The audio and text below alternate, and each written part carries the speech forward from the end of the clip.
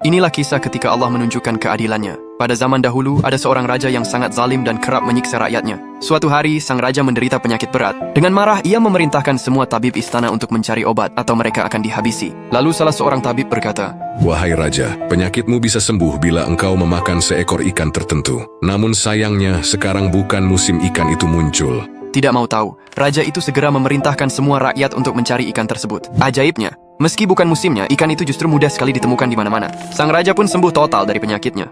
Beberapa tahun berlalu, di negeri lain ada seorang Raja Saleh yang sangat bijaksana dan dicintai rakyatnya. Raja Saleh ini terbaring karena sakit keras. Seorang tabib memeriksa dan berkata, "Wahai raja, penyakitmu hanya bisa sembuh dengan memakan ikan jenis tertentu. Dan alhamdulillah, saat ini ikan itu sangat banyak di sungai." Mendengar itu, seluruh rakyat bersuka cita. Mereka mengirim nelayan dan penyelam terbaik untuk menangkap ikan tersebut. Namun anehnya, tidak satupun ikan itu ditemukan. Sang raja yang bijaksana itu akhirnya wafat, meninggalkan kesedihan mendalam bagi rakyatnya.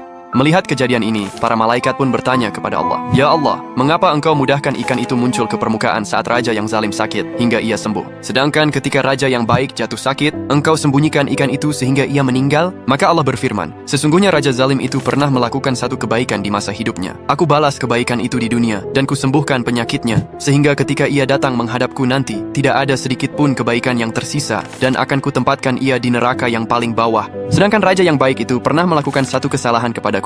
Maka aku timpakan penyakit di dunia sehingga dosa kecilnya terhapus. Dan saat ia datang menghadapku, ia datang dengan bersih tanpa dosa dan kutempatkan di surgaku."